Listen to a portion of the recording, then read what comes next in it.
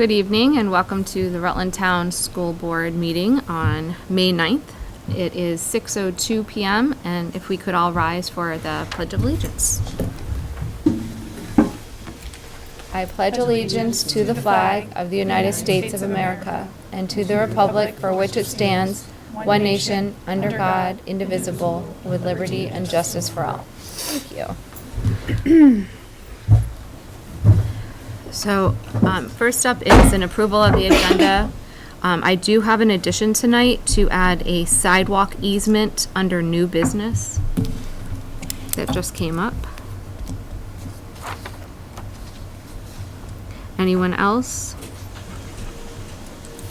Then I'll need a motion to accept it. Make a motion to approve. Thank you, Jeff. All in favor? Aye. Aye. Aye. Any opposed? Okay. And we are now going to go into executive session for approximately 15 minutes so that we can discuss some security and emergency response measures and pending or probable civil litigation or prosecution to which the public body is or may be a party to. We will come back to this link as soon as the executive session is done. Thanks. All right. Thank you. Welcome back. Moving on to teacher, staff, and community comments. Seeing none, we'll move on to second floor update and like to welcome Ed Clark. Hey, how's it going? Good, how are you? Good.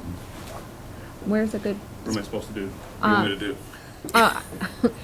I guess if you want to go up there and you're welcome to have a seat and just chat about what you learned when you went on your walkthrough with Kelly and Okay. what we need to look for. So I did prepare some little talking points there, little notes. Thank you. Thank you. I got enough for everyone, including myself, so I can remember everything. Will you share it with HB? There you go. Thank you. Thank you. Thank you. Thank you. Sure. So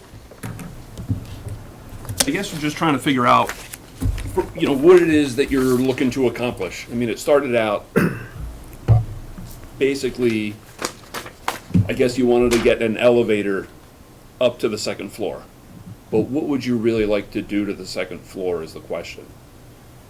In order to put an elevator up there, I don't know if you really even have a certificate of occupancy for that floor up there to use it as storage. If we're to put an elevator up there, you're gonna have to get a C of O. You're gonna have to do a second means of egress out of there. So even if it's just used for storage, the travel distance is longer than is allowed by code. So you're using it up there, I assume you must have a C of O to use it. You've been using it historically. But as soon as you put an elevator in there, that's gonna, bring it to the attention of everybody, and you're gonna need to do the second stair.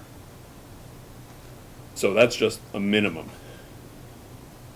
I don't know exactly the program. Sarah and I and Skylar were there with Mike Rowe and Kelly Treya, and we talked about creating some classrooms and some bathrooms and some open space.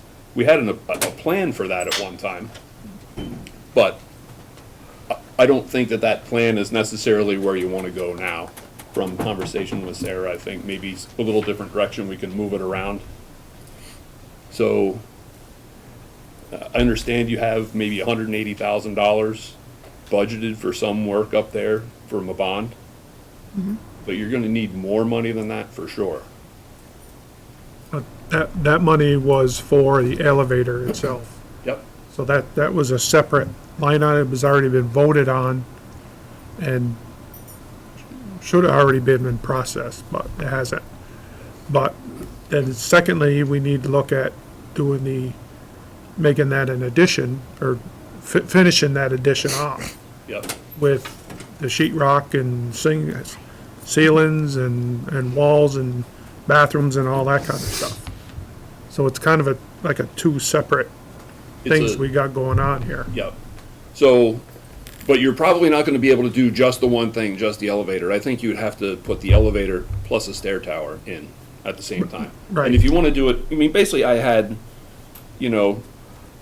the space program is what? You want an elevator, you're gonna need to do a stairway, you want bathrooms, we need to define what the classroom space and common areas are. You wanna upgrade the HVAC up there, because right now it's just unit heaters.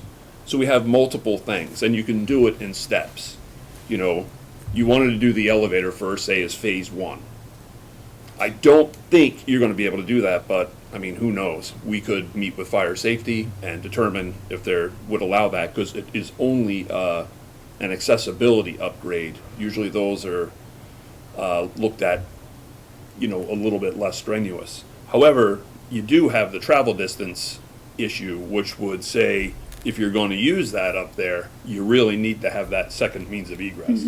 Even as storage, which is like the least arduous use in terms of code, because it's basically stuff up there. It's not filled with people. But still, it's, you know, the travel distance is only 50 feet before I need two exits. So you'd need 2 exits up there.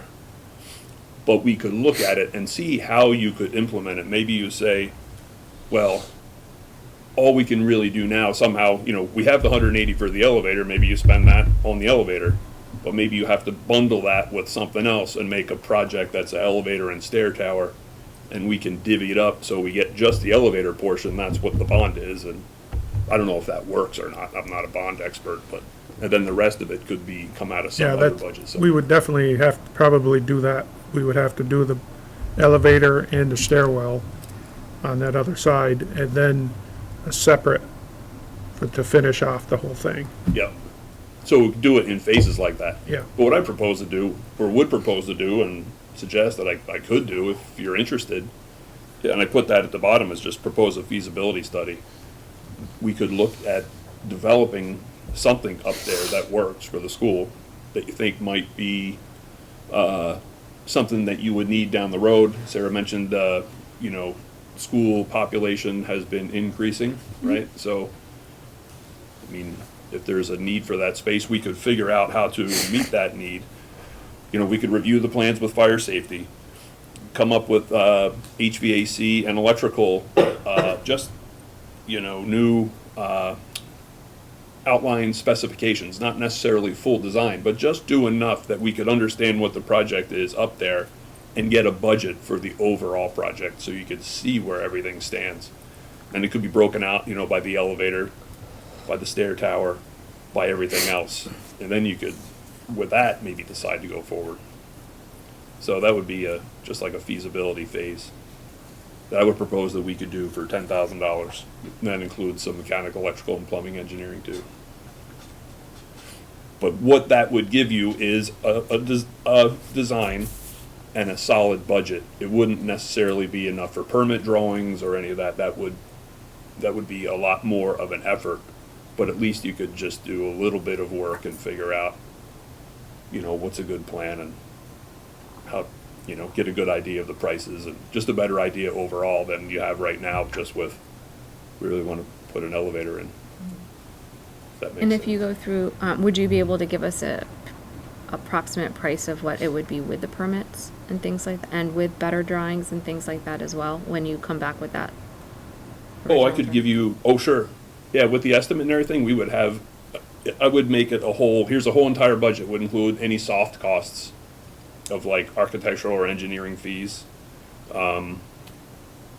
any permit fees and all that. We would talk to the code officials. So we could have a total, you know, basically a total project budget. You know, we would depend on you to figure out what do you need for furniture and stuff, you know, FF&E, furniture, fixture, and equipment. But we could have a total budget for everything. And then I don't know how you would want to, like, we could work with a contractor and get some really good pricing. You could say, let's just hire them, unless you have to actually go out to bid. That's a different effort. We talked a little bit about sprinklers. You were going to look into that. So, your school was built, I guess, before, there's a 12,000 square foot limit for unsprinklered buildings. Like if I was building a new school that was 13,000 square feet, it would have to be sprinklered. That's in NFPA 101. Basically, 12,000 square feet, you have to sprinkler it. We were well over 12,000 square feet. I don't know how many square feet it is. I didn't actually measure it on the plan, but it was it's pretty good size. I think just that area is 7,600 square feet inside the walls. So, I mean, you're not sprinklered, you're an existing Right. building, so you complied with existing code. You don't have to change anything if you don't want to. But, you know, the potential comes up when you do a project like that. They say, well, you know, you really should be sprinklered. And it just becomes part of the discussion. I'm not saying it's going to be like they'll require it, because everyone knows that is really, really expensive, and you complied, and it may be something that you just say, you know what, maybe we should just consider doing it down the road, Talking about that building or the whole building? the whole building. And it may be something they say, look, that's fine, but we want you to sprinkler the second floor. You never know. Sometimes they'll just, Like this, are you talking this building or, The addition. Entire Upstairs. building. we're not in the Let's addition. open the that reality can is of- the whole entire Well, so building. my understanding is from when they built the addition, there's enough fire space and firewall where that wouldn't be an issue as far as sprinkling the old building. My They did it understand, for then, but that was almost 30 years ago or something. The codes Yeah. have changed, so. well, my neighbor is the one who gave the approval, Franny, and he's looked into it. He's like, Oh, good. he thinks we're protected in the old building Yeah, for yeah, sure. He goes, new building is gonna be sprinklered, but So the upstairs would have to be, that's what I'm trying to yes. decide. The The upstairs new, would. the whole, both, and the downstairs, that whole building is gonna Gotcha, go the over whole 12,000 section. square feet. Now that's, Okay, right now, we sorry. don't have a CO, so it's not usable space, but Exactly. we're gonna get pulled into that. But Right. the existing structure, if it was closer or they didn't do a good job designing it, they'd say not only that building, but the whole, both buildings. But we're protected to not talk about the old building. So that should be part of the planning, is we're probably gonna have to sprinkler that side, up and down. And who knows? I mean, really, it is the whole building. I understand, and I don't know if there's a firewall there. I don't know what has changed in that time. I mean, I wouldn't doubt Fran, because Yeah. I loved working with Fran. Too bad he retired. He was a great fire marshal. It's just something to be figured out. I mean, who knows what it is right now, not until you start talking to, I mean, we can do the code research, but really until you talk to the code official, you never know what's gonna come up. So as we know it right now, we need sprinklers in the stairwell and the upstairs, but not the rest of the building as we know it. Potentially. Potentially, as we know right now.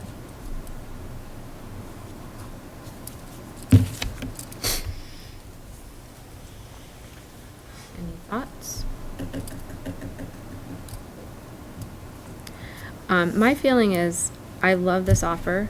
I think that we need to hear where we're ending up by the end of June with our budget this year to see if we have enough left over for this.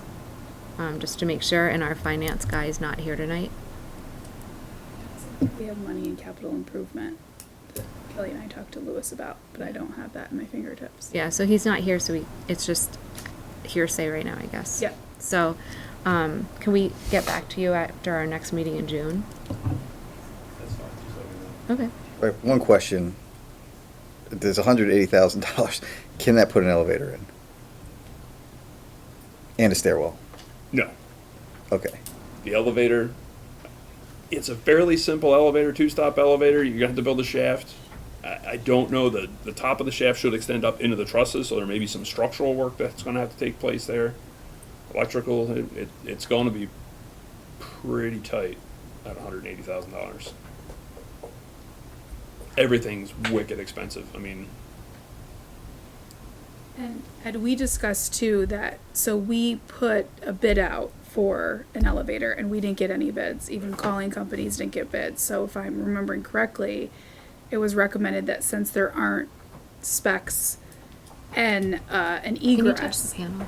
that Thanks. elevator companies may be hesitant to give us a price. Is that your understanding as well? so the elevator company is happy to sell you an elevator and install an elevator. They're happy to do it. But they want to walk in and they want to see a shaft. They want to have everything. So when they bring their rails in, wherever they put their bolts, land exactly in the holes that have been placed in the shaft for them. They want a beam put in overhead so they can lift themselves up and tie themselves up. They want you to do everything The construction prior to. prior to an elevator. Like, if they come in, there's no elevator shaft, there's no nothing, they can't just really sell you an elevator. They need to be part of a larger project that would include, you know, a general contractor with masons doing, you know, building the shaft, electricians bringing the electricity in, you know, everyone, and then they would just come in and install the elevator.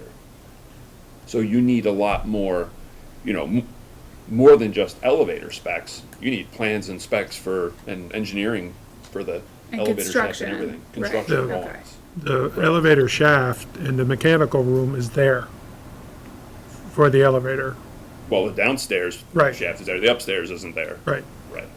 But somebody needs to come in and make all those changes. And right. so it's the elevator company, like I said, they just want to come in and bolt their elevator in a nice coddled existence. You know, they want it all ready to go. They're not gonna, all right, we'll get a mason to build that and we'll get these guys here. They install elevators and they don't touch anything else.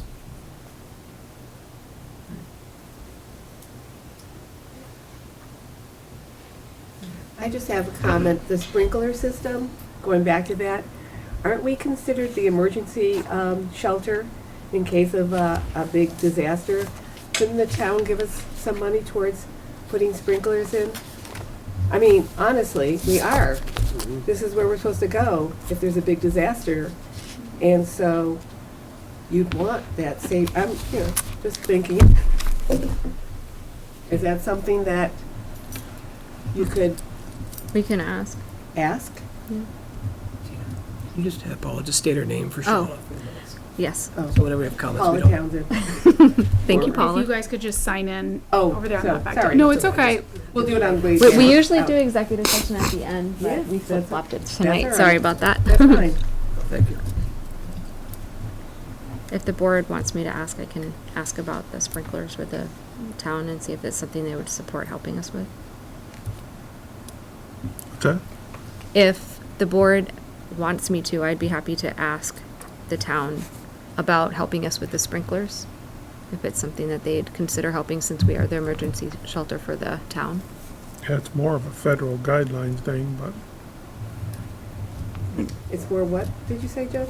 federal guidelines is through the it's through, So could they get money through the feds, is that what you're saying? Or, no, that's just a guideline from the federal. yeah, I don't know if this select board would give us Maybe any they could money. take like that, some of that $5 million that they wanna Okay. build that firehouse. I think you're gonna say, you need to put a sprinkler in, you gotta pay for it. Okay. The I issue, mean, it's a bond vote. I mean, Yeah. it could be a bond vote issue, and it's Yeah. a reasonable, honestly, it's a reasonable request for the whole entire building, honestly. But if you have to do it just in part of it, then you try to do it just in part of it, because it's a huge expense. what, I think the whole thing's a huge expense that we have no idea, and I see it, the first potential issue that we have is we approved 2021, 22, we approved a elevator shaft as a town, delegated money for it, haven't done it. That money's not gonna do what we voted to do 3 years ago. So if we get into that project, we need to go ask them for more money. We have no idea what we're building, how much it's gonna cost.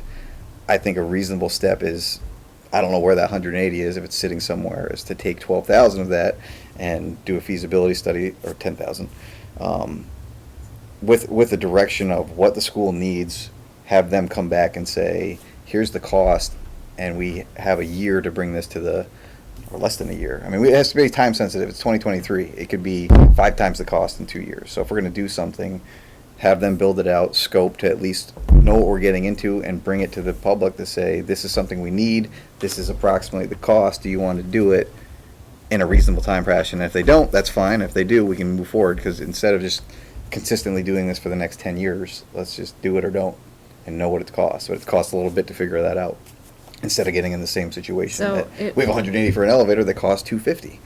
It was So- a 180,000 bond that we never started the process. So it's non-existent right now. So we'd have to start the process. But what Sarah was saying that we might actually have the money for that in the capital improvement budget. But Lewis isn't here to verify that.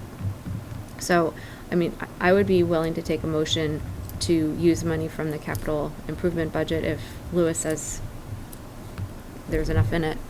And we can start this process earlier, or we can wait till next month and verify where we are with the forecast and the end of the year financials and kind of go from there too. So, I'd imagine there's either some money there or somewhere in the surplus carried forward. I think ultimately the question is, when do we want to bring this to the public?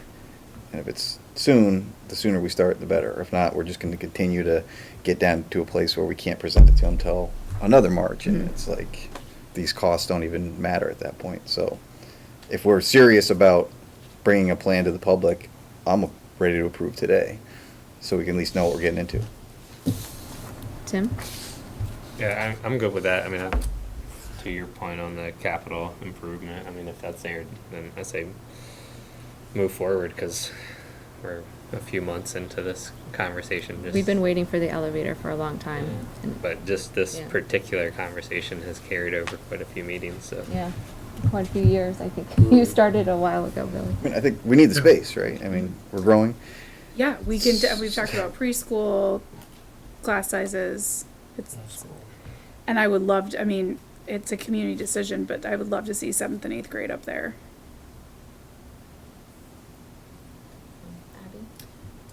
I mean, I think having somebody else come in and show us what we can do with the space and how much it's gonna overall cost, I think is important. I'm for the feasibility study, 'cause I think, like Colin said, I think it's gonna be a lot more money than, you know, of just sitting here predicting it. I think we really need to get down to the brass tacks here and just figure it out and go for it from there. Jeff? Yeah, I totally agree. We've had one meeting already, and then we only had one person show up, but maybe we could get some more people here and help put a design together or somewhat. We have kind of a design that was done 30 years ago, but, I think it's something we need to get done. I also have to say that I think once you can show the public what you're actually truly gonna do with it, like bathrooms up there, and this is what we need it, here's our numbers, here's where we're going, we're running out of space, I think you're gonna have more buy-in with the public. 'Cause to be honest with you, I didn't even know there was a second floor in this building. So, I don't think many people do if they're not from Rutland Town. You know, if they're not from Rutland Town, or, they might not know it even exists. Oh, Ken and we're- Washburn went to school here. He's like, I didn't know it existed until a couple years ago. Upstairs? So I think having something to show them, this is what it can be and what we need it to be, I think is gonna go a lot than And just then saying. then we gotta sell it to the public. But I think, I mean, I agree, there's not point in having this upstairs committee if we can't even put an elevator in yet, right? I think there's just, we can have a meeting, but it's just having a meeting. We need to, I think at the same time, it might be helpful for you, Ed, if we do proceed to have you come to the community meeting too, where everyone can kind of talk about what we're looking for in the space, because that might help you when you're trying to figure out how to draw it. Is that correct? I definitely knowing what is desired of, I need to know what the program is. I know we taught 7th and 8th grade and classrooms Yeah. and, some bathrooms and stuff, but if there's something more. I just hesitate to come to these evening meetings, just to be honest with you. I'm not really big in these 6:30 Yeah. night meetings. I Me try too, to keep me this too. Joe roar year Well, round we for- can communicate with you afterwards. That's better. But, I will go to, I just don't want to have design meetings at night or anything, but if there's like a community meeting for something, we certainly can do that. Got to pump the brakes on some of these. Especially in a night like this. yeah. So, is there a motion? I'll make a motion to approve a $10,000 feasibility study from Ed Clark? Ed Clark from NBF Architects. wherever he's Architects. from. On here. Yeah, Out of the, capital improvement budget. Are you also adding anything like pending Lewis's, like It was stated that we have about 97,000 in capital improvement. Okay. Any chance you could make that number 1,000? 97. Oh, 97,000, so I was saying 97.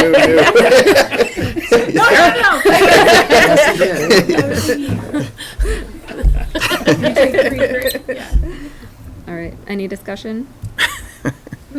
All in favor? Right? Aye. It's unanimous. Thank you, Colin. And thank you very much, Ed, for coming in tonight. And thank you for your comments, too. All right, so Thanks. Thank you. So I think that, Take care. thank Yeah, you. yeah. So I think the next thing we'll be doing is trying to come up with a date for the next community meeting. So, Jeff and I will Can I ask, how do you get things upstairs now?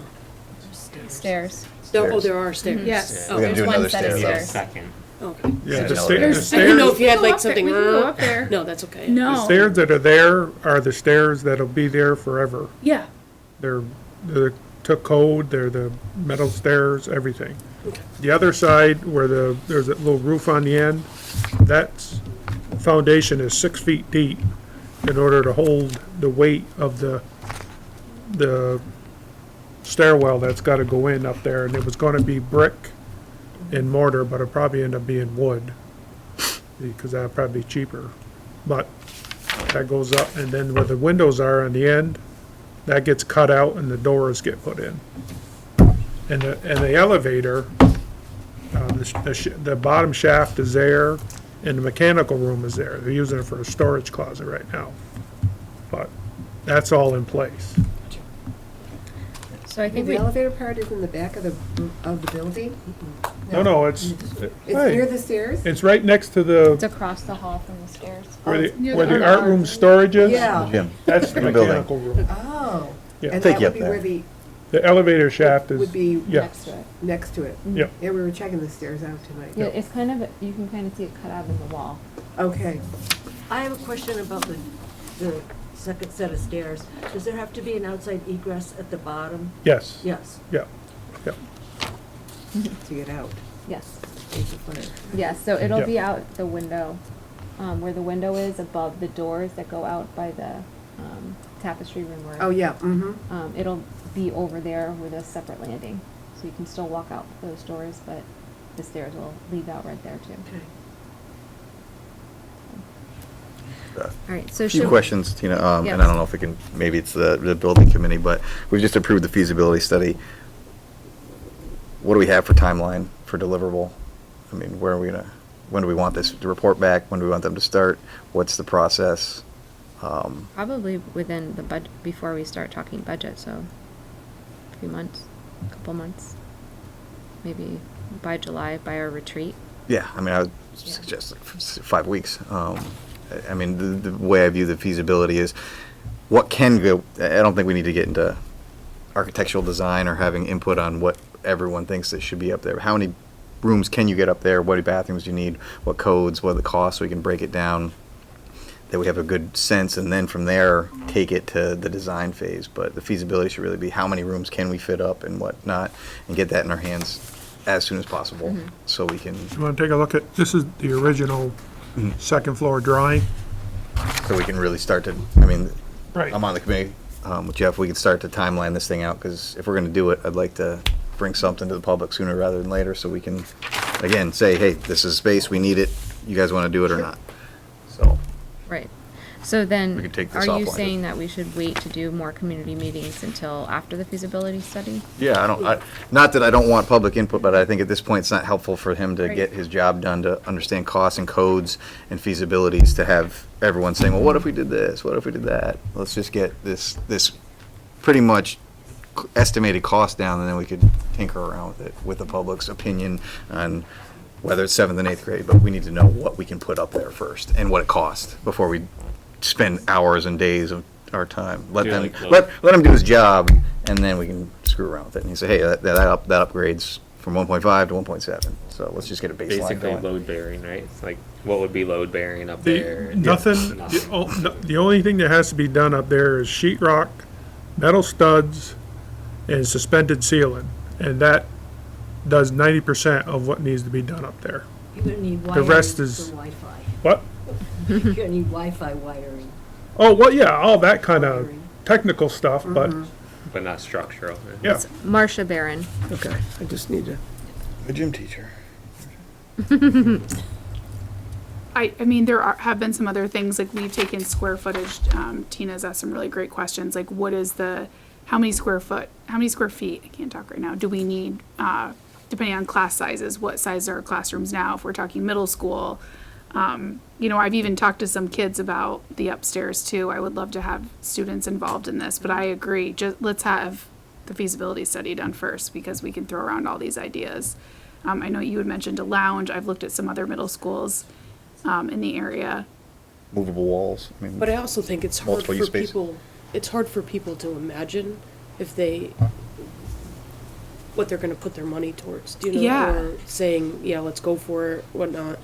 I think this is the best way to go. See what we can even do up there, and if it's, because it could be completely, you know, way too much money. I mean, to even look at right now, you know, I don't know. but it could be, I mean, but if we ultimately need it, it's way less money today than it is 10 years from now. 100, yeah. So, thank you.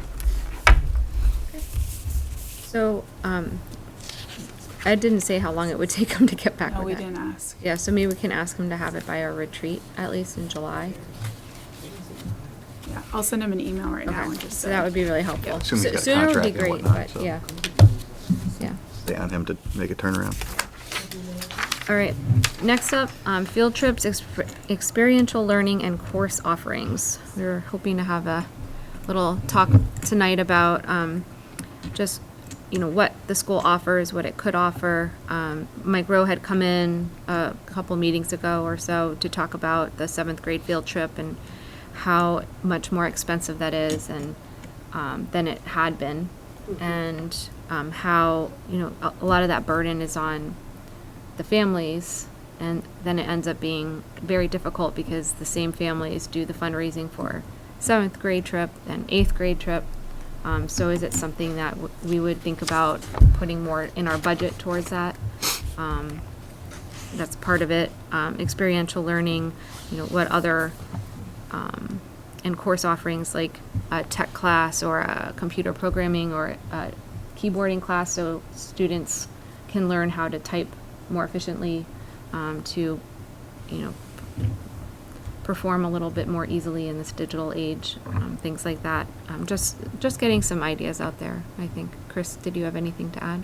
no, I think it was just more around a budget discussion. As we start to establish budget priorities, and as we look at, because we just can't keep adding to the budget, so if these are items that we feel are top priorities, then we have to look at then what comes off the table, or what do we scale back on in other areas as well, so. Chris, can I ask a question? I know Rutland Town seems to be one of the only schools in our SU that asks parents to pay for field trips. Do you know what the reasoning behind it is? Is it just because it's how it always was? So I think It's sort it stemmed from income sensitivity and just understanding that we can't keep on asking the same families to continually fund field trip after field trip or fundraiser after fundraiser. So I think other boards have just become a little more sensitive to that. And I know that during COVID, when we had additional funds, boards typically voted to put a little money aside to help offset cost of fundraisers. And I think that goes back to just as a board, just deciding if we really want our kids to have field trips, but does the board want to offset the cost for families? But is that something that the board wants to do? That's a discussion that you need to have, because I know that it can become costly, and I know that's just been the discussion for other boards. Not necessarily say that it's a discussion for this board, but that's the rationale behind that. Okay. Before we go for, did we ask about community comment? Or We did at the beginning, We did. when we came back. I don't know if Marcia and Paula missed that though. Yeah. I don't know. Did you have any other? Oh, you have one, sorry. You weren't here when we offered teacher, staff, and community Oh, yeah. comments. No, we weren't. Sorry. Did you have anything else you wanted to add before we move on in the agenda? No, not right now. Probably But leave, we we'll, came basically for the information on the Yeah. But that'll be publicized when you start to have community input. Yes. For upstairs. We might. For upstairs, Oh, awesome. absolutely. Okay. Well, Right. yeah, I have Oh, a few yeah. kids coming. Yeah. Better have room. Yeah. So I'll be knocking that wall down. Sounds So good. anyways, yeah.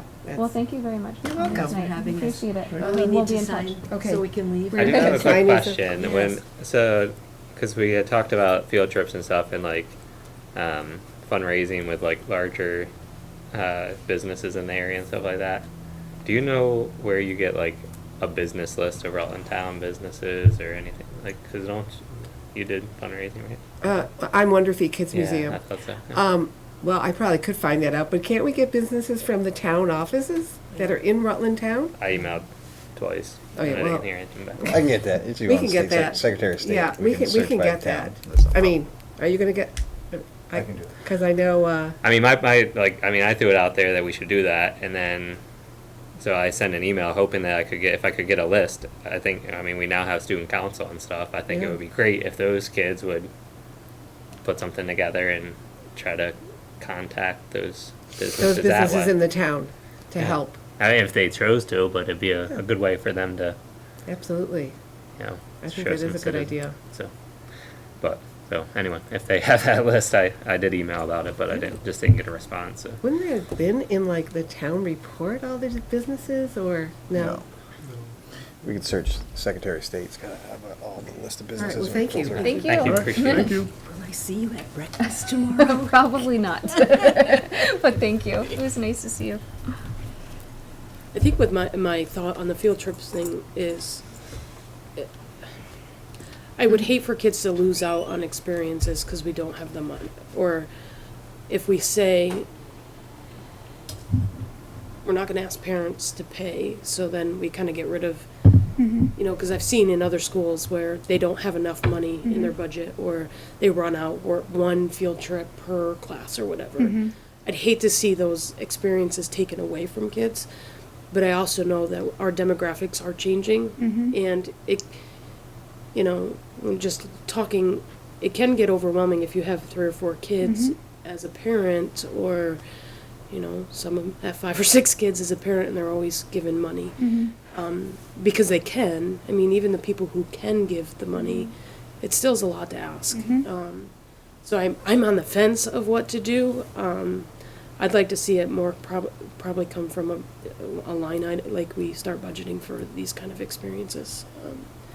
But just thinking of our overall demographics.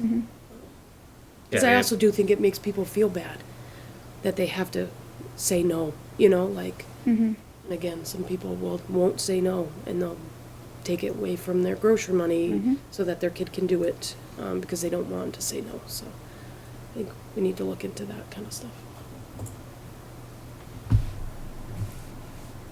Well, I know Rutland Town has had a long history of these field trips and that kind of stuff that we've done. I don't particularly agree the board pay for the whole shebang. So I really think it needs to be kind of status quo, you know? They need to do some fundraising and try to raise the funds before they come back to the school and say, hey, we need some help. I mean, I kind of, That's the way it's always been, and I don't see how that can change. We can't pay for everybody, and we definitely want to keep the trips going for students. But I don't think the school can pay for those. I mean, I think it might be like almost two different discussions. In some part, for me, it's like you have like, you know, K through 8 gone to Wonder Feet or Omeo. I know Wes has gone to Omeo coming up here. Like, yeah, I feel like those could be budgeted in a way that because they work within the curriculum. The teachers are making decisions and trips that coincide with what they're learning, and budgetary wise, it's not significant, I don't think. And when we get into the DC piece and the camp and things like that, that's where you know I can see it being more of a big ticket piece, and one that isn't really, you know, I don't know if equitable is the right word, but you know, we're not sending, you know, the second graders to Burlington for the weekend on a, you know, Yeah. a cruise out to the island or whatever, you know, like, so, you know, in that regard, and when it's like 7th or 8th grade specific, where it's something grander, you know, I think we need to kind of think outside the box. So, and that's what I mean. Like, I'd love to get that list. I think that's something that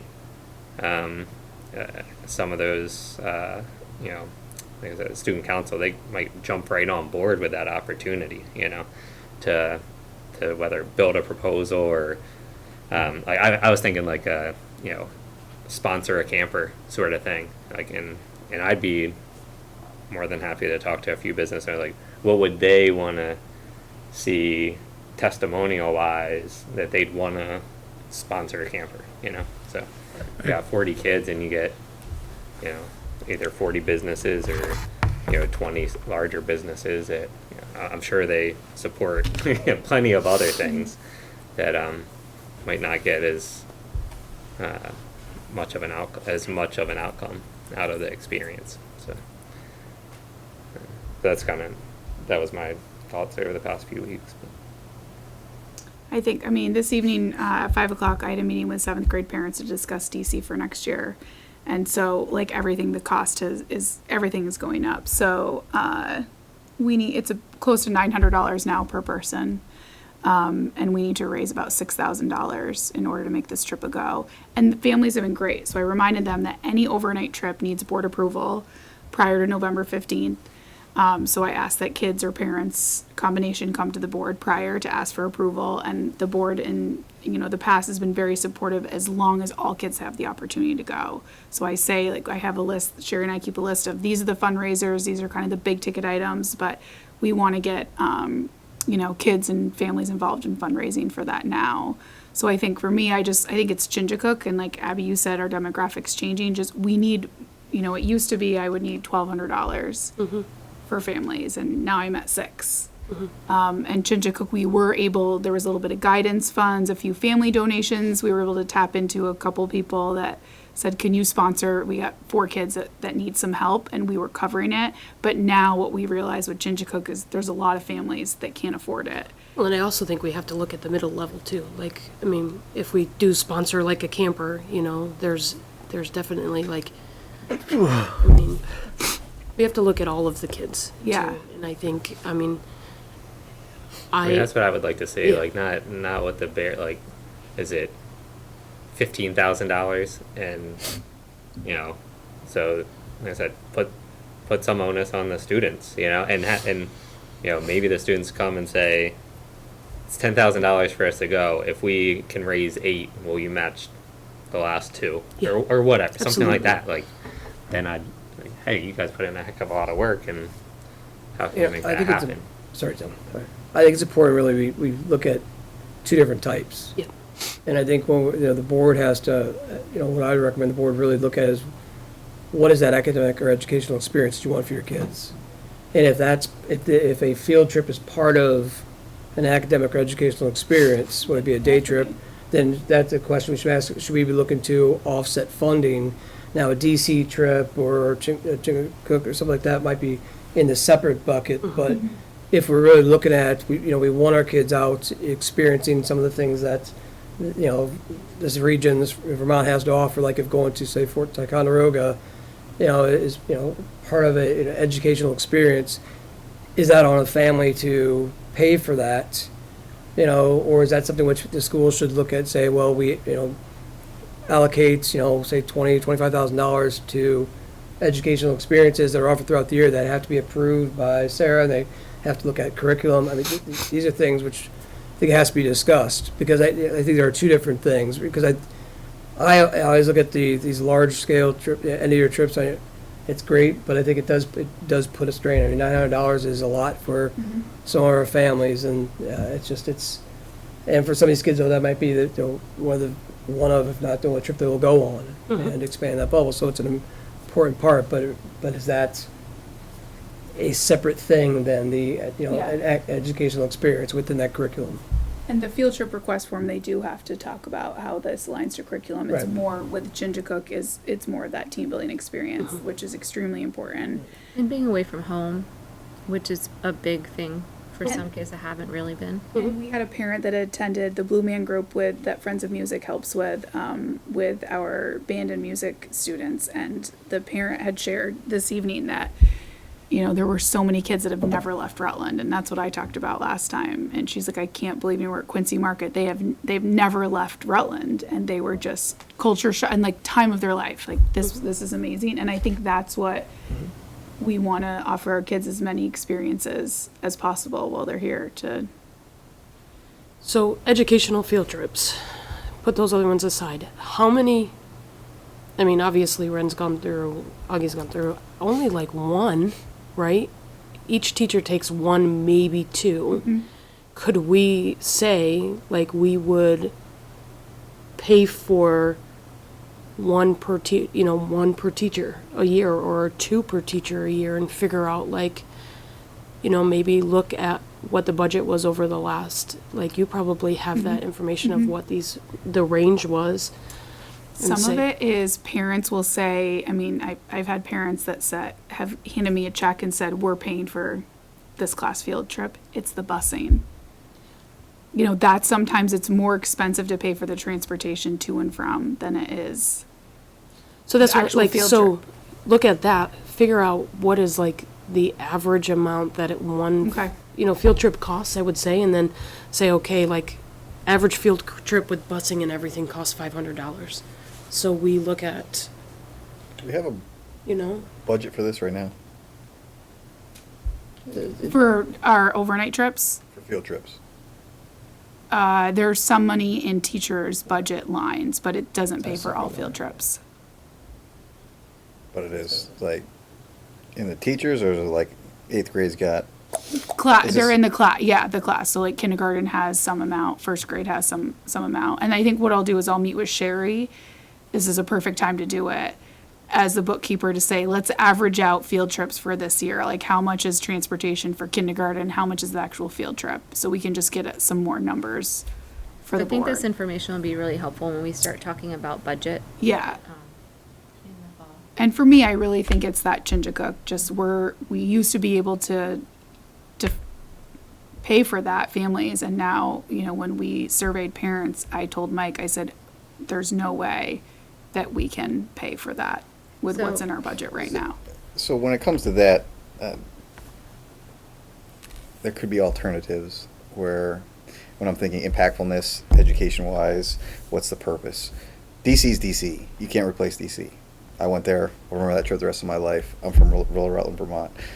So that's DC. Chinjacook is a different animal, and it's like George, but we have certain lakes here. It's an important, to me, and I'll just speak for myself, those kinds of things. We're also immersed in the region where these are available to us at a lower cost, lower scale, that we could come up with alternatives. But the DC trips, the Boston trips, those things that I'm 100% on board that every kid should go. Every kid's not in the same fiscal ability to pay for it. We should be paying for that. These are impactful. I'd love to see the line items we have out, and up that to, like, each class should have a stipend of what they're going to do that should be 100% paid for. But with also some wiggle room that, and I can't speak to Chinjacook, we didn't go there, we went to Holbrook, but I can't imagine they're that different of programs, to say, hey, dude, is it time to look somewhere else for that similar flair? But, like, again, DC that is what it is. So we did that. We did some canoeing, kayaking, rock climbing, cave diving with our 7th graders this year. It was incredible. I haven't been to Chinjacook, but I was able to join them this year, and it was amazing. Those teachers that have done both said there's no replacing Chinjacook. And we looked at Hobart, because I think, Jeff, you had mentioned that, because Chinjacook had closed since, and they were like twice the cost. So Mike has shopped around, and I go back to the kids and the teachers. Amanda McIntyre is a newer hire. And I said, well, what do you think? Because she's been on both, and she is so excited about Chinjacook. She's like, 100%, I'm going again. Like, this is priceless for kids. And so Mike has, to answer your question, like, Mike has looked around, or what are some things we can do for that same experience that aren't going to cost thousands of dollars? So if we have money left over in June, Chris, is that something that we can help offset the cost of Ginger Cook for next year? Or not? Yes, you probably could do something with that, yeah. So is it okay with everyone that we put this on the budget for or the agenda for next time to finish, talking a little bit, and maybe you can get back to us about some of that Yeah. information? Yeah, I think that would help just to get some solid numbers. And just maybe think about some other things, for particularly our, retreat in July, to talk about our goals for the year and what we'd like to see, what we'd like to accomplish, for next year. To your point, I think that's a great idea. It's a little bit more of an ask for you and the teachers, though, but maybe we do that every year as we come into surplus season. But I need to know specifics of what do you want to do with your class next year? What does it cost? And we can say yes or no, or we'll give you 75%. And I think it's a good way to dole it out. These are very impactful, very important things that we can find the money for. And maybe that's the system we take to, and I'd love for you to kick the teachers in the butt too. So like, I need to see what you want to do next year. Give me a budget. I mean, we just approved, granted we're getting grants, but $30,000 for a security system that is not going to be impactful for these kids' lives, hopefully. So we can find $30,000 to put some kids doing some programs that they will remember the rest of their lives. If that's the way we have to do it, that's fine. We just come together every June and say, hey, we got some extra money, let's get it to the kids that need it. But with that, we do need some specifics of how much it costs, not just the ballpark, or at least pretty close.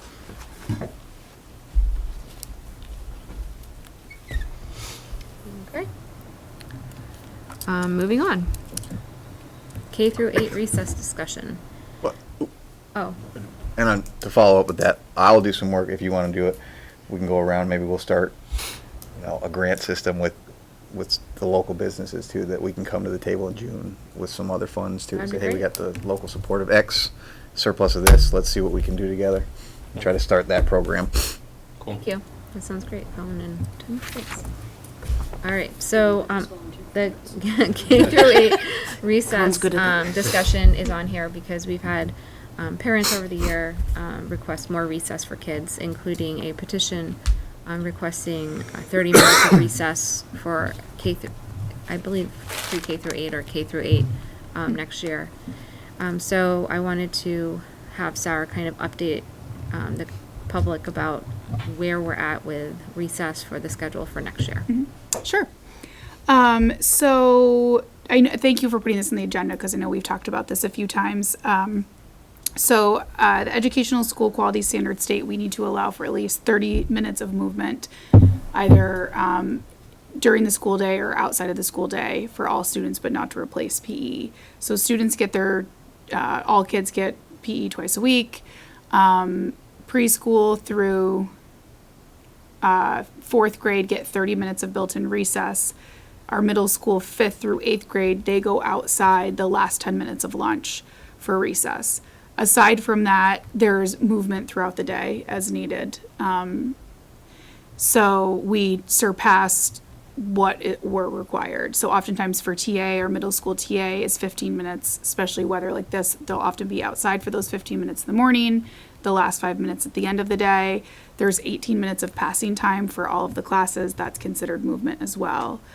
Next year, we have a first draft of the budget, hoping to get a second draft to our scheduling committee by the end of the week. We're planning for 30 minutes of recess K6. 7 and 8, we would like to keep it the same. So there'll be built-in recess up to 6th grade, but 7 and 8, those last 10 minutes of lunchtime is a time that they will go outside for free time. I will say 7th and 8th grade, we will find them in the locker room and the bathroom. Don't, even a nice day, they're like, we don't want to go outside. Do we have to go outside? But we are licensed teachers. We know the importance of movement, not just as teachers, but just being, just who we are. I think school has changed a lot. It's not, I'm going to sit down and lecture for 45 minutes. There's a lot of group activities and moving around. So I think our kids get plenty of movement, and they're fortunate that we do offer a lot of electives for kids too. So it's not that they're just in core content classes all day long. They have a lot of different opportunities. So that's on the docket for next year. So I think, you know, one of the things on this petition is that it quotes the, what's required, and that's what we're doing. So How many people signed that? some of the people are not Rutland Town residents. I did not count all of them.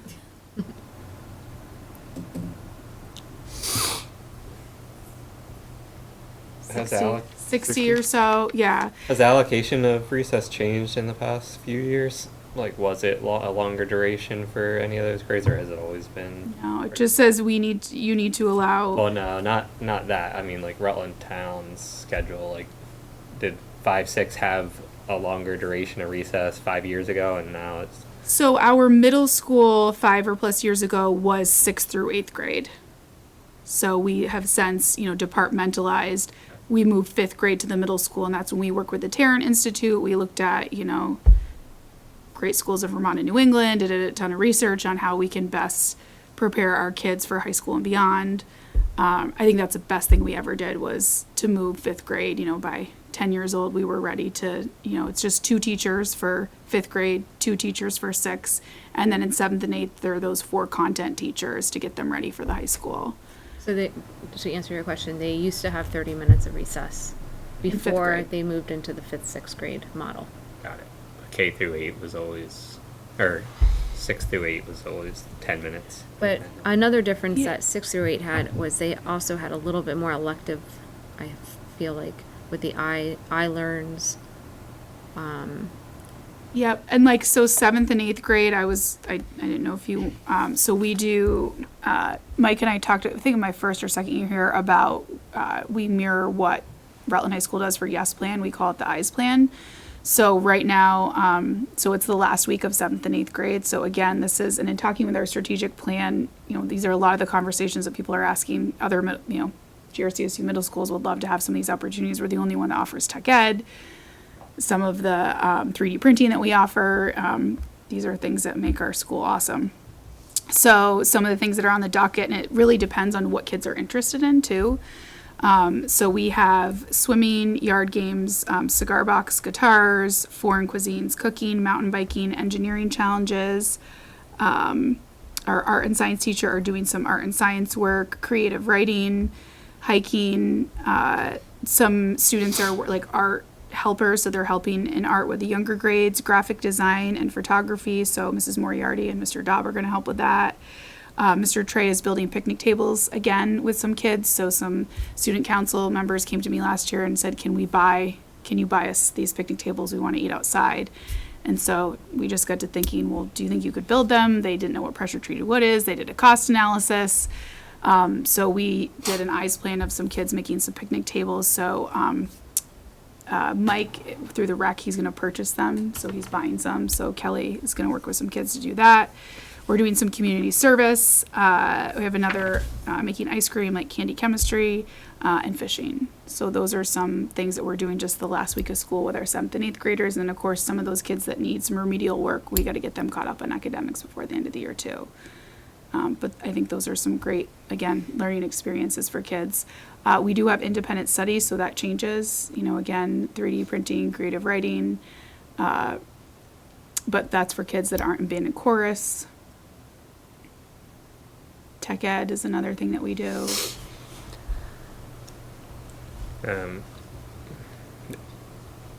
Is like duties and things like that, does that impact the decision on recess, or? That, yeah, it's yes and no. We have, since we do have specials, we need to make sure we build in content time. And I think something has to be taken away if you were to offer recess. So something has to give there. And that's based on the schedule, not based on Right. an adult able to. But if we did, I mean, something would have to give, and yes, we would need to find somebody to cover that time. Yes, because currently our contract, teachers can only do 3 duties a week. So how many, if, say they had an extra 10 minutes at lunch. So they had a 30-minute lunch and then a 10-minute recess. So how many of those times would not be covered What do you mean? for how many? 7th and 8th? If we were, So you're saying if you Like- should. So I would not lengthen lunch. I would not recommend lengthening lunch. I think 20, they are done in 12 minutes. so you do a 20-minute lunch and a 20-minute recess. What I'm saying is right now you don't have any extra recess for 7th and 8th.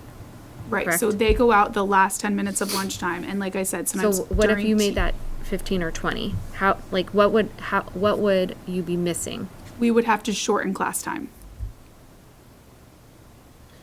Could you just open up the doors and say, So that's put the one only person issue. out and say, when you're done eating, you can go out, so then, so if a kid gets done in 7 minutes, they have the rest to go outside and.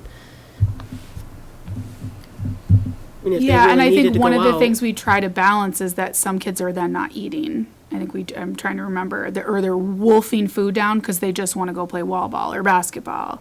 And it's like, no, we gotta sit down and eat, and then we can all go outside. So, But I'm not sure like 10 more minutes of recess is, but that's 20 minutes. So it's like it's a longer break for the kids to socialize, to interact, to not be sitting inside. and again, I think our kids, if anything, my teachers have heard me say, enough going outside. We have some ground to make up. And we have plenty of time. Again, we have 15 minutes of TA. We have time at the end of the day. I know sometimes when there's a longer test, if there's testing time, there's plenty of time where teachers know we're getting squirrely, let's go outside. But it is not my recommendation that we need any longer recess in 7th and 8th grade. Put my parent hat on, and just being a casual observer of the school, there's plenty of opportunity to be active throughout the day when I'm here, seeing kids move around. There's only so much structured learning that we need to build in. Our test scores probably aren't lacking in recess, so there's plenty of time after school to go outside and just walk around. We have very active classrooms here. So I can't speak to who started the petition, but I'd welcome them to maybe see a FaceTime video of how kids are active in the school. But adding unsupervised, or it's supervised, but unstructured learning space is something I don't think our kids need walking around here. It's not like they're in jail. And I think I would welcome parents to come visit. For my birthday last year, I spent the day as an 8th grader. I wore a backpack. I went to every single class. I was exhausted, and I didn't even have PE that day. So I would welcome parents to come in. You know, Chris was nice enough. He's like, let me come in during lunch and recess. And he spent all lunch and recess. And 10 minutes could be a long 10 minutes. I mean, yeah, and they were, like I said, 7th and 8th grade, we're Mrs. Yaddo and I are finding them in the locker room, in the bathroom. It's like, and we said, you got to get outside, even time, if you want to sit and read, if you want to just sit and hang out and talk. And that's what I hear some of the kids say. They're like, we just want to hang out. You know, it's not that we want to run, we just want to hang out, and we give them that time. It's also when bad things happen in 7th and 8th grade. I just- when you have free time. listen, I've been there. I'm putting on my behavior specialist hat, and I'm telling you, one of the best things that we did, we went to a structured recess in 5-6 where we dictated the games. It was great. I believe the same thing you're saying. I mean, I'm hesitant to say let's go ahead and add more time. I think they do. I mean, What you're doing. I was here dropping off something the other day in 6th grade. The whole 6th grade was out doing outdoor learning for science, and it was great. They were moving around, they were chatting with their friends, they had snack out there before they have the games they play in TA, you know, they're moving around, they're playing games, you know. I'd shy away from giving more outdoor time to 7th and 8th That's grade. what the teachers, take it upon themselves to. Yeah, I mean, like, we've had a lot of testing, you know, and teacher, you can tell, like, we got to get up and move around. Our math and science teachers have been great. Sometimes they want to double block, we have them back to back. So like, Mrs. McDougall wants to do a lab. She knows by the time, the next class, they need to move around a little bit more, even though they've been up and moving. My wife was big on, if there was a time where you had a little bit of time, take the kids outside, if you had everything else done. And that's what she would do. Yeah, and I have reminded them, because I know this has been a board discussion, I've reminded teachers many times of the educational equality standards, like, make sure we are getting our kids up and moving, stretch break, bring them outside. And learning isn't, we're going to sit down for 45 minutes and I'm going to lecture and you're going to take notes. That's just not what it's like anymore. So again, I welcome people to come spend the day in the middle school and see what it's like. I think they get plenty of movement. And again, it's what's offered either before or after school. And we are very fortunate that we have a robust athletic program. So when we talk about 7th and 8th grade, most of our sports are now 6th through 8th grade, but they're guaranteed 7th and 8th grade. So that's, again, in addition to all the movement that we have a great middle school athletic program that's open to all kids. I want to thank you, Sarah, for responding to the recess discussion with putting it in for 6th grade for next year. I know that that was a challenge. And for looking at, the 7th and 8th grade schedules and making sure that the students were getting some time to move around and socialize without being told what to do kind of thing during the day. Yeah. And the kids will tell you. I think that's the first thing, is just talk to the kids. Yeah, that a few of them have said. My kid would tell you that he would do recess all day, so. let's Right. not So listen to when I him. heard there was a petition going around, I asked my husband, I'm He like, doesn't yeah, want there's a any part petition of going around. Would you? He was like, heck yeah, if somebody handed me a petition for recess, that was my favorite class. I would have signed it. I'm like, okay. Fair time, choice Recess time, for okay. all. All right. Everyone okay to move on? Yeah. All right. Next, I need a motion to accept the director's orders. Tina, we had the sidewalk. Oh, I'm sorry. You're right. Before that, talk about the sidewalk easement. So the town just informed me, they sent me the email today, that they have, I think, a grant that they need to get information or sign papers in to sign off on a sidewalk easement to make the sidewalk from where it ends at the school all the way up to Chazana. So that it's a safer area for kids from that area to walk to school. So we own part of that land. The sidewalk would go in front of the sign with a little green space between. And so we need to maybe make a motion to have me sign off for it. I Unless make a there's motion to sign off on that. All You right, have green space in between too? a little bit of Nice. I walked that my entire life. Any discussion? All in favor? All right? All right, thank you, Jeff. Okay, next up, director's orders. I need a motion. So moved. Thank you, Colin. All in favor? All right? Unanimous. All right, approval of the minutes from April 11th. Any motion? Motion to approve the minutes from April 11th. Thank you, Colin. I have before we vote on that, I have a discussion. On page 9, I wanted just to add that after extracurricular were presented, Tina asked if summer teacher and summer tutor were the same position, and she was advised that they are. I just wanted to make sure that when other people are reading the minutes, that they know that they are the same position. They're just a different name for some reason. Is that correct, Sarah? Okay. Yep. Oh, I didn't know you were asking me. Yeah. All right, so.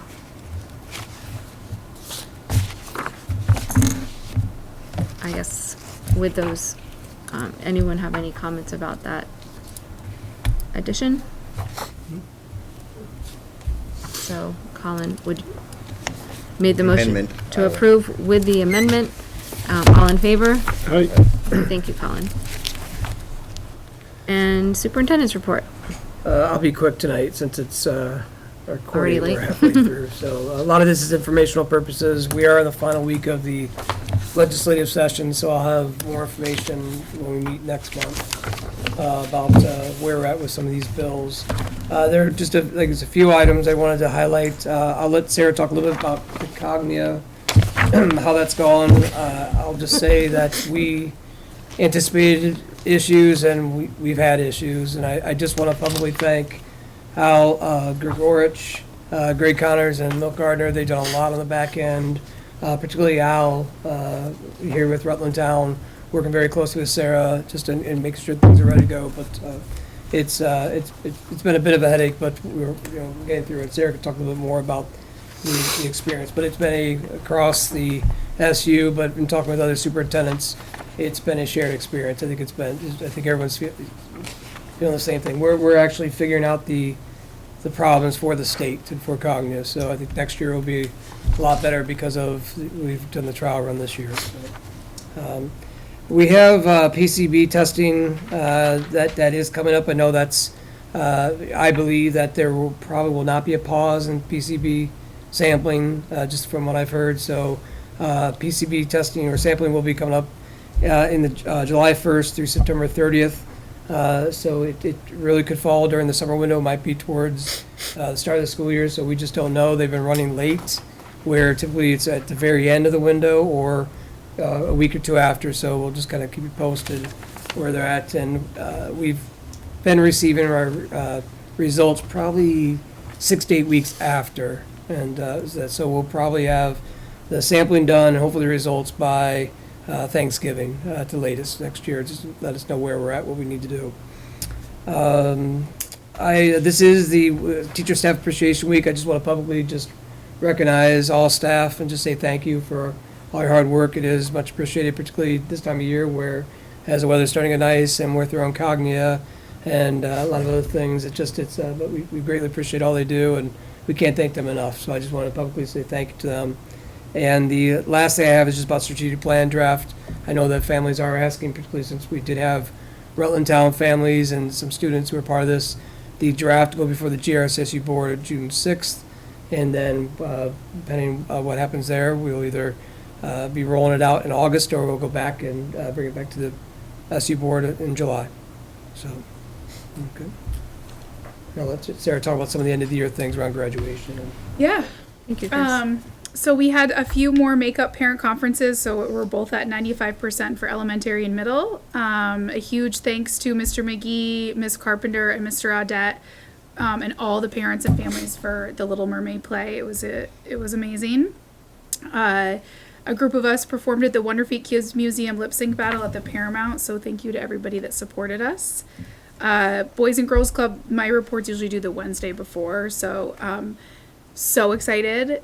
Sign up. So this is free summer care with the Boys and Girls Club here at Rutland Town School, July 5th through August 11th, 8 to 3:30. Breakfast and lunch is included. There's a one-time $30 fee, but other than that, it is free. So first come, first serve. Please sign up. Nicole Rice has been amazing to work with. So I just want to thank Chris and Lewis for their support and the Boys and Girls Club. I'm really excited to have this partnership. So that is available and funded through ESSER funds for our families, again, free. And then I'm happy that through our summer tutoring summer school that they can go in between. So if they just need to go to math, they can go to, our teachers for just math, and then they can go to summer programming with Boys and Girls Club and kind of flow in and out. That will help families. And then we're going to work together in providing after-school program for the fall. So I'm continuing. I have 2 middle school teachers for summer school, so I'm still looking for 2 elementary teachers, but I may have 1. As Chris talked about, we're doing a lot of testing at MAPS, FastBridge, Savers, and VitCap or Cognia. Cognia has been challenging. Our kids and teachers have been amazing. It was extremely stressful, and our tech team has been phenomenal. So we were able to get on. Do you mind just touching that? Thank you. And the hope was to have our 8th graders done with Cognia prior to DC. It'll be tight, but we're working through it. As I had mentioned earlier, the first draft of the schedule was shared with the scheduling committee. We're making some drafts. I hope to share that with the second draft this week. We had how to keep students safe on social media. They visited on the 28th of April, and we had a parent night as well. And once I found out that Rutland City was able to book them after I got them to come here for the night that I asked for, I reminded them of that. They said they couldn't come because it's tough to get parents on a Friday night. Mm-hmm. So I just said, I asked you for that other day and you said no, and they went through their notes. So they're going to offer free of charge a virtual night for Rutland Town families in the fall. Nice. So that will be for Thank you. I was like, I'm the one that booked you for the week. So that will be coming. Called. For Rutland City. Sweetheart and Heroes, thanks to Alderman Chevrolet for sponsoring them. They visited Rutland Town School on Thursday and Friday last week. They came to do some restorative circles with middle school, and I just heard tons of positive feedback from teachers and students themselves on those restorative circles. They had asked to offer some free PD on restorative circles this summer, if we could host them here at Rutland Town, and I said sure, as long as you open it to GRCSU teachers first. So they said absolutely. So that information, Christine McGinnis just shared it with GRCSU teachers. So that's 2 or 3 days this mid-August that we'll have that opportunity here at Rutland Town, which is great. I had mentioned 7th and 8th graders are participating in the EYES program. Teachers are working on class lists, so they start transition meetings with sending teachers. First round of transition meetings are tomorrow after school. Teachers are meeting with me already to discuss their goals. A little bit delayed just because of our testing, so we usually like to have those done by June 1st, but I gotta be a little flexible just because we want to get some of that data to share where their kids are at. And a hiring update is listed. Again, we're still looking for nurse substitutes. We are in need of a para and an anticipated librarian. I won't read all these because I apologize. I didn't think I'd have a long report. We only had 11 school days since our board meeting, but it's pretty long. So just a building matters update from Kelly on here. Highlight preschool pirate ship is coming. That has been hours of conversation to get that pirate ship here. That was through a grant, which is great. And then just a lot of dates, which I'm just so excited because a lot of these things are coming back, back to school. So the art show is downtown. That started, as I mentioned, the Blue Man Group field trip. Met with 7th grade parents this evening about the DC. I'm meeting tomorrow with 8th grade parents tomorrow night that are attending DC with me next Monday. So myself, Mrs. Elliott, Mr. Audette, and Mrs. Sunderland and I head out at 6:30 a.m. on Monday, and we'll be gone for the week to DC. I'm really excited with our 8th graders. Mm-hmm. There will be another bird hike with the Rutland Abaddon with 7th graders with Mrs. McDougall. We have our 5th through 8th grade concert coming up on the 25th, Rainbow Club meeting, and I did include here the Rutland Town Senior Luncheon. So they came in December and they want to come back again this spring, which is awesome. I love opening the school to the seniors and everyone. We'll have our Memorial Day program, which is always just an amazing event that Friday at 9. PTO meeting. PTO is looking for more people, more volunteers. So that's at the end of the month. And then, of course, we have our K4 concert, Friends of Music, and then we're in June. So just a reminder, I didn't put it on here. I just listed, those are just May dates. But our 8th grade graduation is Wednesday, June 14th at 6 o'clock here in the gym. And then earlier that day, we have 8th grade awards at 9 o'clock in the gym. And you would like the board to be there for the graduation? That's up to the board. So we've usually had seats for board members for graduation 6 o'clock Wednesday night. If you would like to be there, we'd love to have you. What date? June 14th. Wednesday, June It's Flag 14th. Day. Flag Day? Mm-hmm. Flag Day. Still a thing? Okay. What was the time? 6 o'clock. It Get a is. cap and gown. If I find mine, can I wear it? Yeah. Go for it. Your Rutland Town. I blew up a microwave. Our graduation was at St. Joe's because they were building a new gym. Oh, When I really? graduated 8th grade, and I blew up a microwave. And anyways, my mother gave the speech too that night. It was a good night for everybody. No way. I just wanted to give a little shout out to Katie McDougall. She is doing an amazing job, I feel like, bringing a lot of the classes together, using resources of the PTO for her Tomato Sphere project, using, teaching kids experimental learning.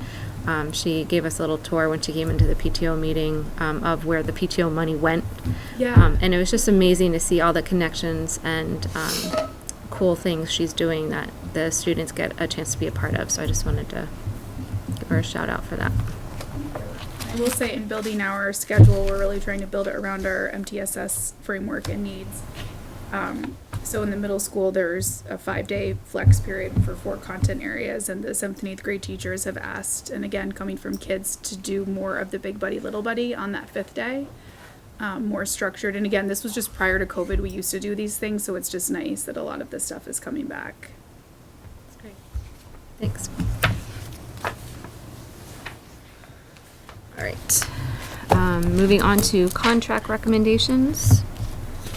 There is one for Nicole Adams, or Nikki Adams, as the girls lacrosse coach. Yes, that has switched again. 3rd time's a charm. Yeah. But so far, she's been here already. And it sounds like things are going well from what I hear. So I would take a motion to approve that. Thank you, Tim. Marking it is filled officially on school spring. All in favor? Right? Aye. All right, great. Resignations. Sad to read that Kelly McGee will be leaving at the end of 2023 year. He's currently our library and tech specialist, I guess, tech media specialist. So we wish him the best. I'll make a motion to accept his resignation. Thank you, Jeff. All in favor? Right?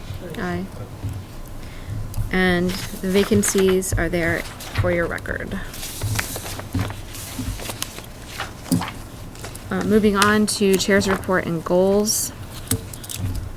The meeting minutes from the April meeting are listed here, which are a little old at this point. But we had a few discussions at the SU meeting last week, one of which was based on proficiency-based grading, and I think that's a subject that we are talking about at the SU level, about what proficiency means. And I believe, and please correct me if I'm wrong, Chris, that I think that you're bringing more, you and the admin team are bringing more information to the next SU meeting. Correct. I mean, there was a shift in our high schools in the SU because of the conversion scale and the complications that the current level of proficiency was. And so we're looking at what other area schools have done, and so we made that shift. We'll be bringing that back to for the board to take a look at. But I do think there is a discussion. I do think there is a need for just because secondary is doing this doesn't mean that everyone needs to look at making that shift. So I think there will be some good discussions around this. So.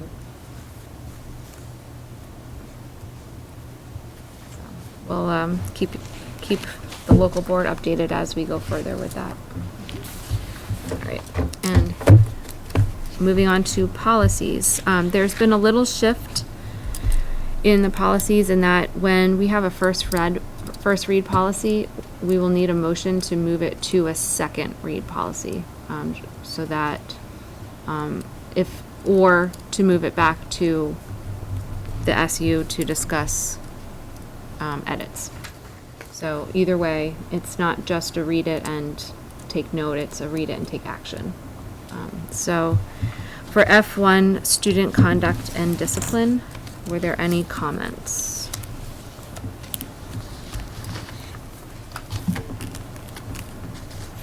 And that, just for the public that's on, it's for student conduct, oh, sorry, I probably already said that, student conduct and discipline. And I have no comment, so I will entertain a motion. So moved. Thank you, Colin. So you're moving it on to the second read? Yes. Okay. Next up, student alcohol and drugs.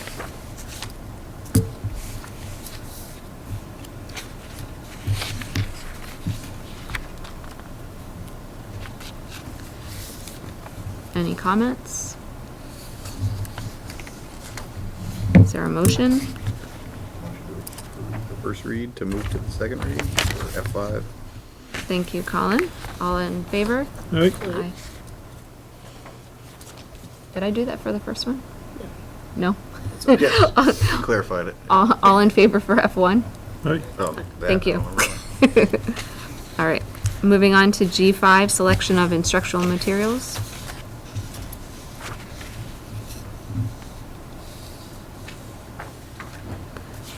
Any comments, discussion? Make a motion to move it on to second read, Okay, Jeff? All in favor? right? Aye. And lastly, the community use of school facilities.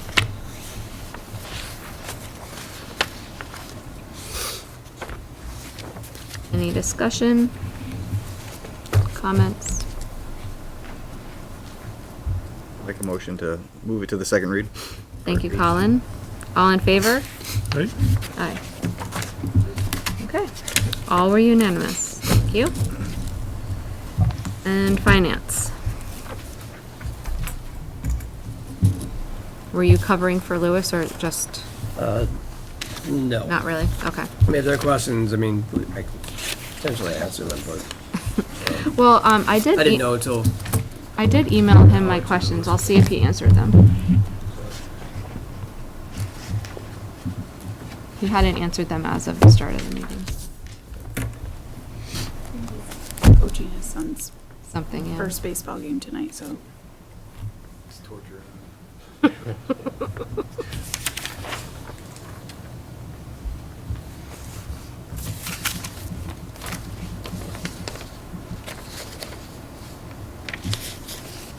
Yeah.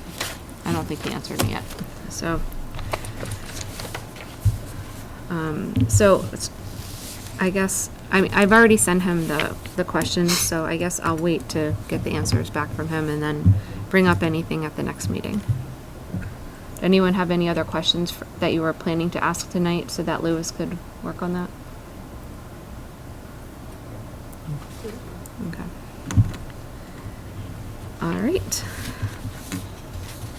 Future agenda items, we already spoke that we're going to speak about the field trips in Chinchacook next time and also get a recap on any successes or pitfalls you had in your business support.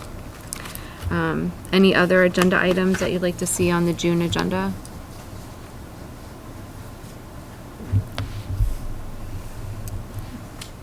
Okay. And another new item we have on the agenda is that we've added a teacher, staff, and community comments to the end of the agenda so that if there's anything that a community member wants to comment on that we discussed during the meeting, they have a chance to do so. So being that there is one person online, if you'd like to comment on anything from tonight, now is your chance. And if not, we will move on to good and welfare. So I want to, as this is Teacher Appreciation Week, just wanted to thank the teachers for all the hard work they put in throughout the year and keeping our kids safe and teaching them lots of good things. We appreciate it. Thank you to the board for the good news for the teachers today. It was really appreciated. It was very nice to come in and talk to some of the staff this morning. Oh, good. Haven't seen some of them in a Yeah, while. yeah, good. That was nice.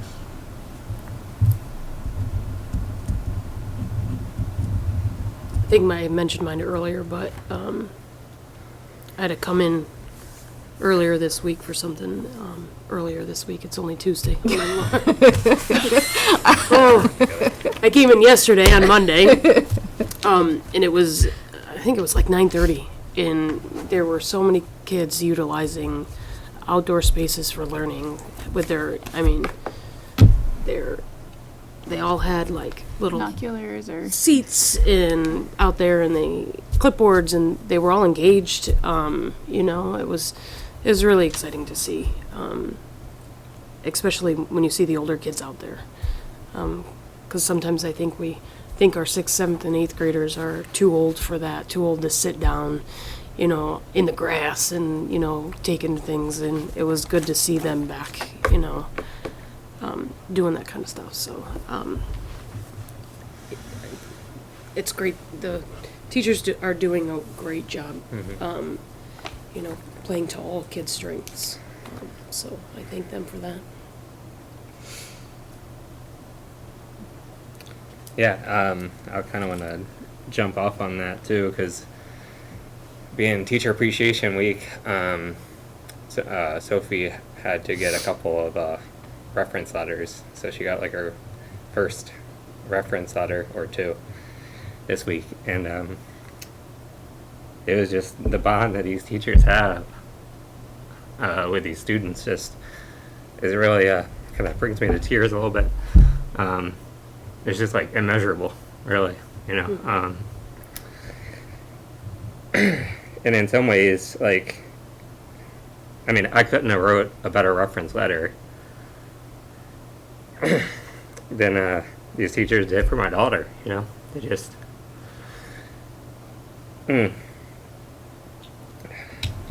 That's really nice. you know, it's really just so great, you know. They spend so much time with these kids, and even, I mean, most of my time is spent to one practice to the other practice, getting them up, feeding them, you know, and things like that. So, just a real special thanks to everyone that supports these kids in this building.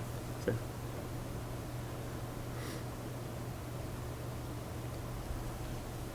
I'll keep going on that teacher appreciation. I appreciate, and a shameless plug for Four Winds, that the teachers allow us to share the classroom and come in and help educate the children, outdoor classroom as well. So for the one person, hopefully, and all the millions watching the reruns, get involved in the Four Winds program. It's outdoor classroom work, phenomenal. It's a way to come in and work with your own child as well as their classmates and teach them and get them in the outdoor space. And we're so fortunate that Rutland Town participates, and the teachers allow us the time and space to do that. And that's allowed me to observe, as both a parent and a board member, what goes on in the school. And it's easy to sit back at home and pontificate what's happening, and especially with 2023 and what you hear in the political news of what's happening in schools. But get yourself in here, and you can see what's really happening. And to your point, you know, it's great to see that teachers are affecting our kids' lives and writing good things about them compared to what they say to you at night, I'm sure. Yeah. But we have a great gem in this community, in this school. It's because of the teachers, it's because of your direction. So, you know, if you have bad things to say, come check it out firsthand first, and you'll see what impact we're having on kids' lives. Yeah, and if a teacher even connects with one child, and that child can then use that confidence to affect a friend of theirs, you know, it just keeps going. So it's really cool. And then just a shout out to the road commissioner for changing the sign. I forgot to put that on my report. Sorry. And thank you, Chris, for having high expectations for our school. I appreciate that. It's easy with the school like Rutland Town. All right. Well, I need a motion to adjourn. I'll make a motion to adjourn. Thank you, Jeff.